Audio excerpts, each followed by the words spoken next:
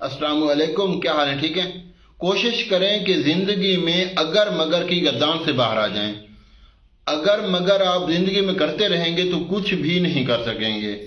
کچھ لوگ کہتے ہیں نا کہ اگر ملک ایسا ہوتا تو ہم ترقی کرتے، معاشرہ ایسا ہوتا تو ہم ترقی کرتے، ہمارے والدین ایسے ہوتے تو ہم ترقی کرتے۔ ایسا کبھی بھی نہیں ہو سکتا۔